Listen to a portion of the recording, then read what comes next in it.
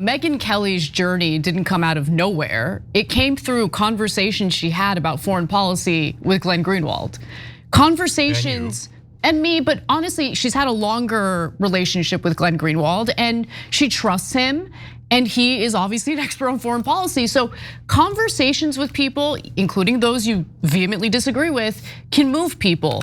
And you shouldn't go into it with, I'm gonna persuade them, I'm gonna change their mind. But just by having conversation, you're introducing new information to them, you know? Anyway. Yeah, 100%. I mean, look at this cycle that Bassem set up. Bassem goes to talk to Candace. Candace then has a conversion, not just because of that, but partly because of that. And then Candace affects others, and then Tucker and Megyn start to affect not just Republicans, but independents. We're affecting independents, and you're getting into an ecosystem here that is going in the right direction instead of the wrong direction. So tell us about your conversation. Are you sure? Can I say that? Spill the tea. Spill the tea. So off camera, I was asking Candace, I was like, I mean, you seem to be very smart, but you were parroting propaganda. I mean, how did this happen? He said, like, you don't understand. They get us from a very young age. I was picked up when I was 18. And then from whom? The circle that they put you around you, like picked up, you know, like Ben Shapiro, the Daily Wire, all of that. And then I said, so what happened when you're starting to switch? So like, first of all, when I started tweeting about like what is happening, like her first awakenings, first of all, they send you your friends, your circle of friends. They start talking, it's like, we don't like what you're happening. First they send the people that you love, that are very close with you. Yeah, oh, like this is very concerning what he said. And then then that holds me back, and then I take 2 steps back, and then when I go further, then they come with the threats. Oh no. Then they comes like, you know, your career might be derailed. So they do that. First of all, they go in with the love, and then they go in with the threats. And then at a certain point, it's like, wait a minute, these are not my friends, these are my handlers.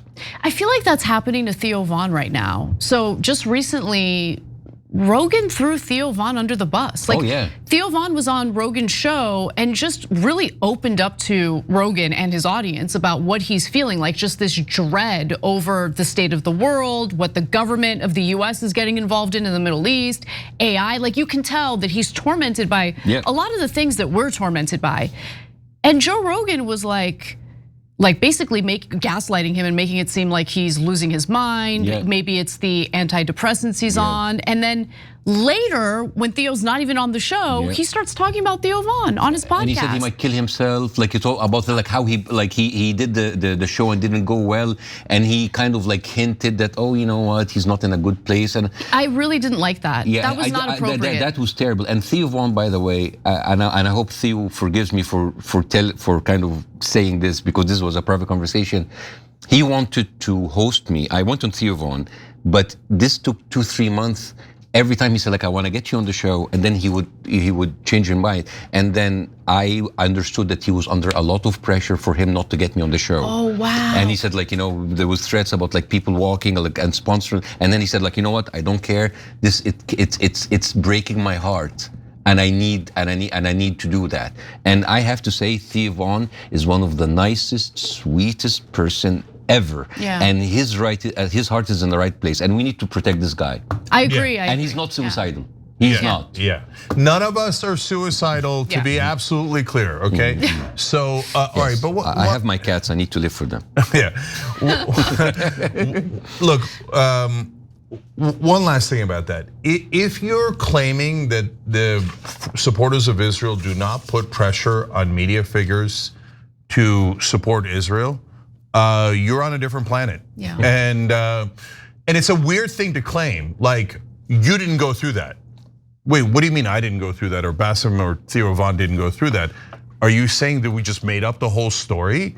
I talked about this yesterday on the show. It's like civil rights workers coming back and saying that they had hot coffee thrown in their face when they were sitting on counter diners in Alabama, and they go, liar, you're offending the white people. It's all your fault.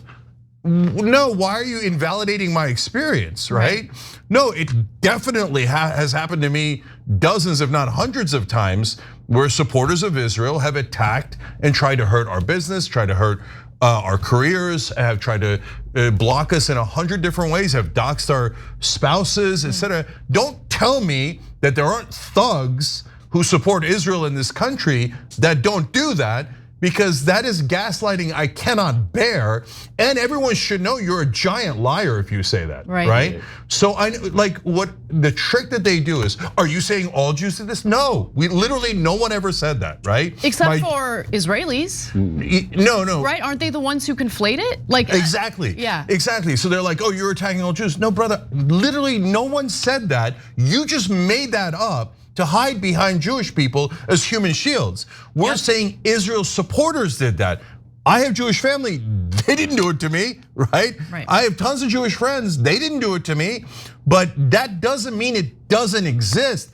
Other people who are diehard, ludicrous, lunatic Israel supporters, which there are tons of them in this country. Mark Levin have done that Larry to Loomer. all of us. And then unfortunately, a lot of people turn around in media and politics and they go, no, you're the one who's a bad guy, okay? They attacked you, it's your fault. You shouldn't say that, you're lying. Okay, well, all right, then you're part of them. You're part of the thugs who are intimidating not just Muslims in this country, but anyone who dares oppose Israel. I've now talked to dozens of people who have been fired from their jobs, regular people, doctors, carpenters, random people, including Jewish Americans, who have been fired for opposing Israel. And then every time you tell the media, they're like, oh my God, you've hurt Israeli feelings. Who cares about you? You're irrelevant. Shut up, you don't even support Israel. But you have offended someone important and real, an Israeli supporter. Okay, well then you're admitting you're racist, which is pretty much all of mainstream media. Every time you ring the bell below, an angel gets his wings. Totally not true, but it does keep you updated on our live shows.